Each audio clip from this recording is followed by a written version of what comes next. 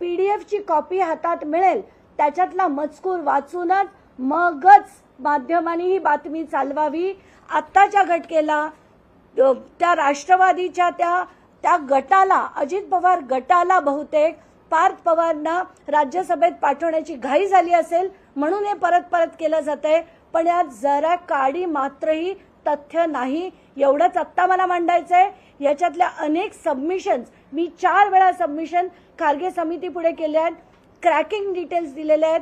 कुठल्याही पद्धतीने खारगे समिती त्यांना त्याच्यातनं क्लीन चिट देऊच शकत नाही. मॅम, तुम्ही आता काहीतरी लोकांना ही गरज वाटते का ह्या सगळ्या गोष्टींमध्ये क्लीन करणं? तुम्ही राज्यसभेचा देखील उल्लेख केला, तर मात्र कोणतरी ताकद लावताना दिसतंय का या सगळ्या गोष्टीपर्यंत? ही बातमी सरळ सरळ पेरली गेलेली आहे आणि ती त्याच्यात बातमीत पुढे काय चालवलं जात आहे की पार्थ पवारचा मार्ग मोकळा.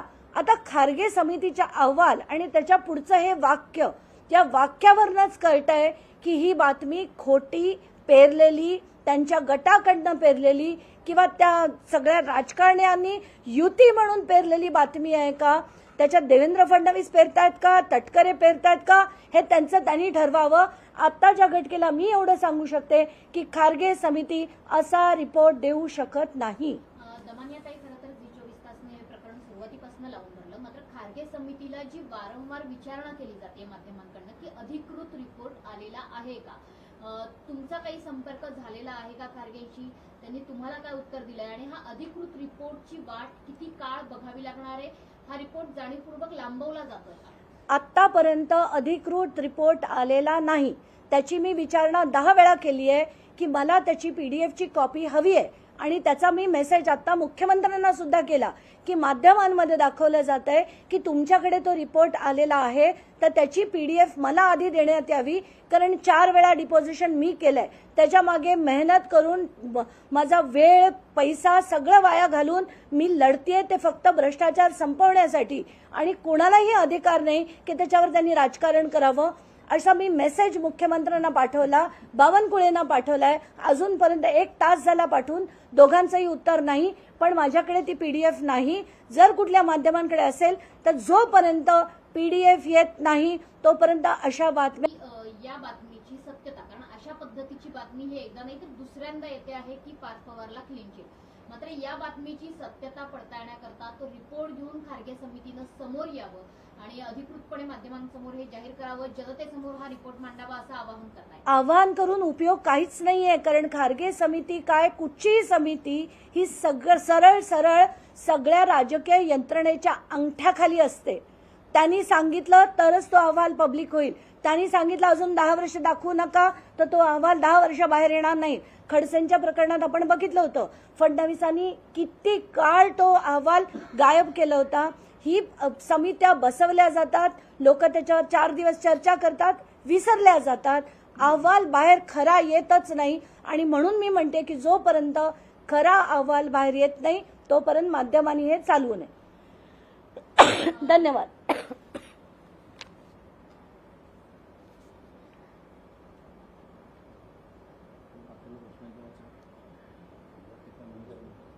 मॅडम, आणखी एक प्रश्न आहे की नवी मुंबईला डान्स बारचं पुन्हा एकदा सुरू झालेलं पाहायला मिळतंय.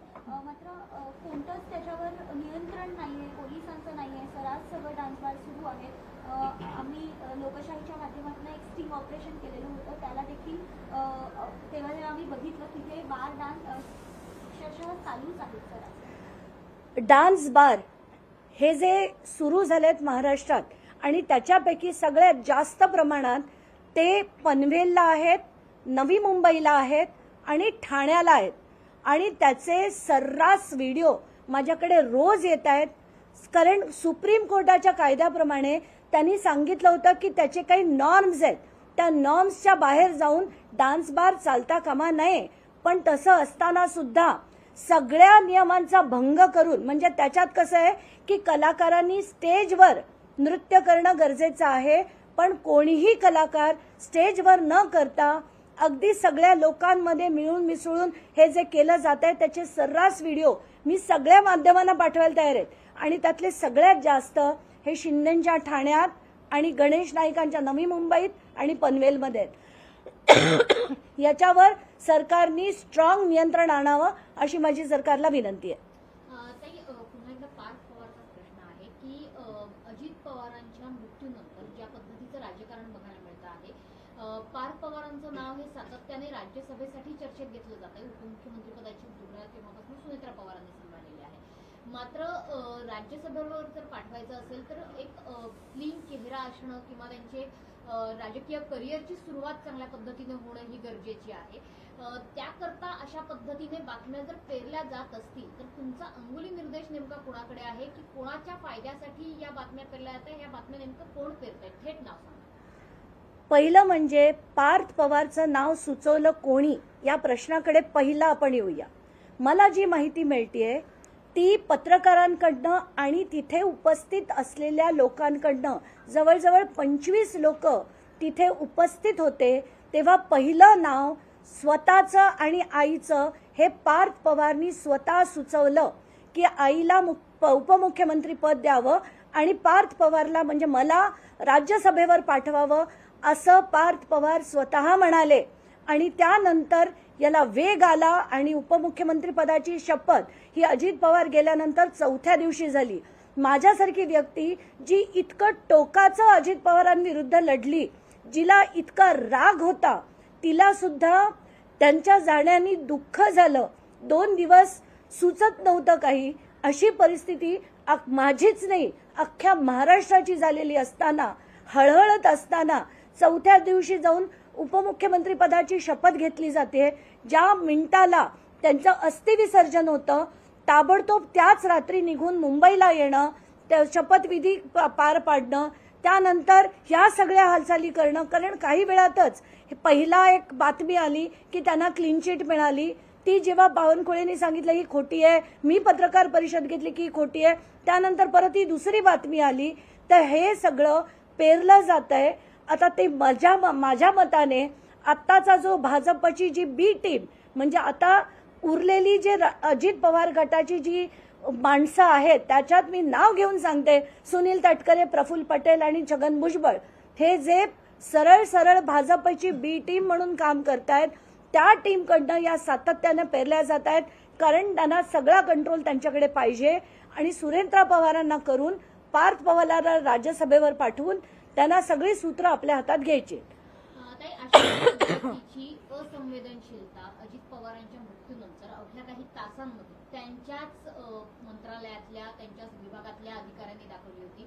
जवळपास जी प्रकरणं प्रलंबित ठेवली होती अजित पवारांनी अनेक महिने, त्या शिक्षण संस्थांना अल्पसंख्याक दर्जा देण्यात आल्या. अगदी दुखवटा असताना सुद्धा महत्वाच्या सह्या करण्यात आल्या. महत्वाच्या सह्या ज्या करण्यात आल्या त्या त्यांच्या 28 तारखेलाच काही तासातच म्हणजे सकाळी आपल्या सगळ्यांना 9:30च्या आसपास 9च्या सुमारास ही बातमी कळली. तर 3 वाजता या सगळ्या घाईघाईने सगळ्या याच्यावर सह्या झाल्या आणि ते सुद्धा दुखवटा असताना, 3 दिवसाचा दुखवटा असताना कुठल्या मंत्र्याच्या आदेशावरनं, कोणाच्या सांगण्यावरनं या सह्या झाल्या आणि आत्ताच्या घटनेला स्थगिती दिली गेली आहे ही माहिती मिळाली आहे. पण ते कॅन्सल का केलं गेलं नाही, स्थगिती कशासाठी, सरळ ते कॅन्सल करण्याची गरज होती पण तसं होताना दिसत नाही. एवढंच नाही तर ती जी कंपनी आहे VRS नावाची त्यांच्या विरुद्ध जी काल माहिती आली आहे की ब्लॅक बॉक्स सुद्धा त्याच्यातली माहिती गायब आहे अशी जी बातमी आली आहे.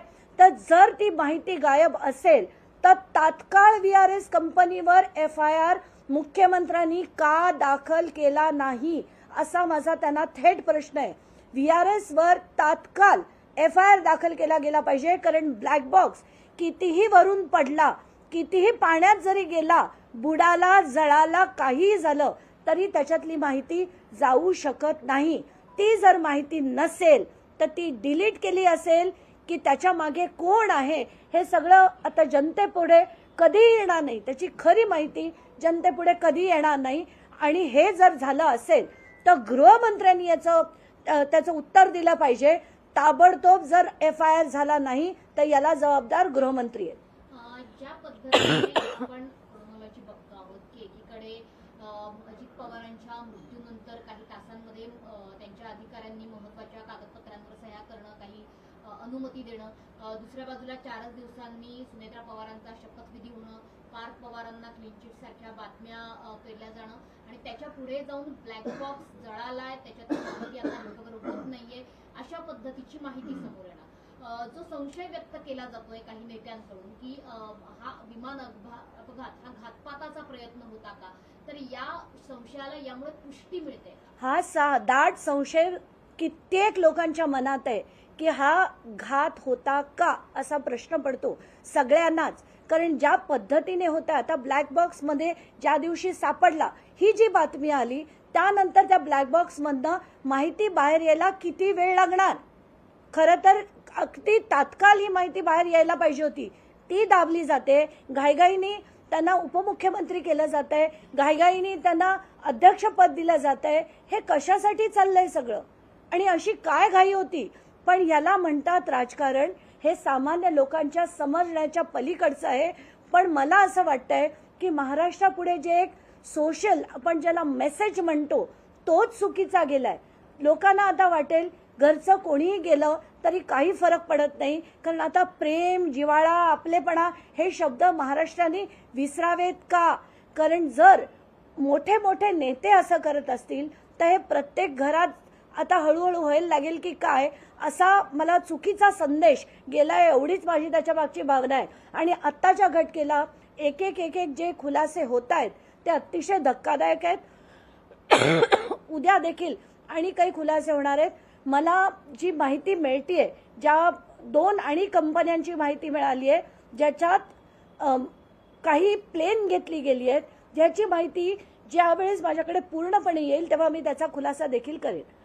गृहमंत्र्यांनी स्वतः मुख्यमंत्र्यांनी याची दखल घेतलेली आहे का? त्यांच्याशी संपर्क करणार आहात का की या संपूर्ण प्रकरणाची, विशेषतः ब्लॅक बॉक्स? मला मुख्यमंत्र्यांना काही सांगून उपयोग नाही असं वाटतंय. आत्ताच्या घटनेला मी कुठलीही दखल ते घेतील असं मला वाटत नाही. थँक्यू.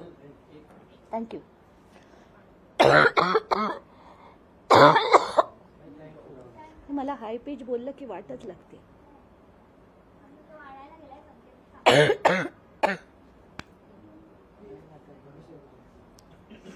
हा, तुझा काय प्रश्न आहे? एक तो साखर कारखान्याचा. तुम्ही पहिला घ्या ना पाणी. पाणी घेऊन. थँक्यू.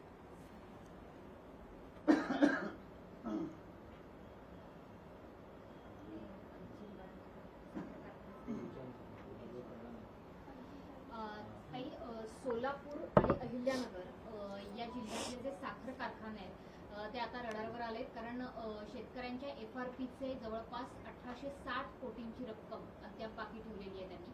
त्याच्यामुळे थकीत FRP प्रश्नी 45 साखर कारखान्यांना नोटिसा देण्यात आलेल्या आहेत. साखर आयुक्तांनी या नोटिसा दिलेल्या आहेत. आता याच्या आत्ताच्या घटनेला मला याची काहीच माहिती नाहीये. साखर आयुक्तांकडनं मी त्या माहिती घेते, त्याच्यावर डिटेल्ड अभ्यास करून मग मी माझी बाजू जी आहे ती मांडते. त्यासोबत ज्या पद्धतीने नरहरी झिरवळ यांच्या कार्यालयात, मंत्रालयामध्ये नरहरी झिरवळ यांच्या क्लार्कवर मंत्रालयात जाऊन अँटी करप्शन ब्युरोनी केलेली कारवाई ही बुद्धीला न पटण्यासारखी आहे. ACB मंत्रालयात जाऊन एका क्लार्कची चौकशी करणार हे मला कुठेतरी म्हणजे असा एक प्रश्न माझ्या मनात पडतो की हे वरच्यांच्या आशीर्वादाने केले गेलेलं कृत्य आहे किंवा वरच्यांच्या सांगण्यावरून केलं गेलेलं कृत्य आहे. हे अँटी करप्शन ब्युरो मंत्रालयाच्या आत जाऊन कोणावर कारवाई करेल असं मला वाटत नाही. पण एकीकडे जे झालं ते उत्तम झालं असंही मला म्हणायचं. त्या केसमध्ये असं सुद्धा आहे की तक्रार झाला रेड कार्ड चालतं, तर त्यांचं मेडिकलचं होतं, तर मेडिकलचा परवाना रद्द झाला, तर एका दिवसासाठी किती, 2 दिवसासाठी किती, 4-5 असं मंत्रालयात रेड कार्ड आहे का? म्हणजे नाही, मंत्रालयात प्रत्येक गोष्टीचा रेड कार्ड आहे हे अख्ख्या महाराष्ट्रालाच माहिती आहे. आत्ताच्या घटनेला प्रत्येक गोष्ट तुम्ही कुठचीही गोष्ट सांगा ती करून देण्यासाठी तिथले क्लार्कच नाही, तिथले वरचे सगळे अधिकारी सगळ्यांचे रेट ठरलेले आहेत. आणि सगळ्यात जे टॉपमोस्ट अधिकारी आहेत ते पैसे कसे घेतात, कुठल्या कुठल्या ट्रस्टमध्ये घेतात याचा देखील मागे मी 1 वर्षापूर्वी अभ्यास केला होता. प्रत्येक टॉपमोस्ट IAS अधिकारी हे जे पैसे सुद्धा घेतात ते त्यांच्या कुठल्या एका ट्रस्ट अकाउंटमध्ये घेतात. त्याचा सुद्धा मी एक डिटेल्ड अभ्यास मागच्या वर्षी केला होता. त्यावरनं माझी तर खात्री पटलेली आहे की हे जे सगळं होतं हे रेड कार्ड ठरलेलं आहे. एवढंच नाही तर कारवाई जी दाखवली जाते ती फक्त लोकांना दाखवण्यापुरती वरून आलेल्या आदेशामुळेच होते.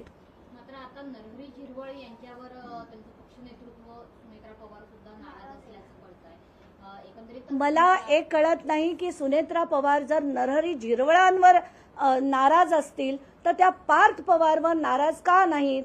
जर त्यांनी नरहरी झिरवळांवर त्यांनी तात्काळ प्रेस कॉन्फरन्स घेऊन भाष्य करावं, यांनी पार्टीचं नाव खराब होतंय असं जर त्यांचं म्हणणं असेल तर त्यांनी पार्थला देखील तेच सांगावं आणि जी शिक्षा नरहरी झिरवळांना द्यायची ती आपल्या मुलाला देखील द्यावी.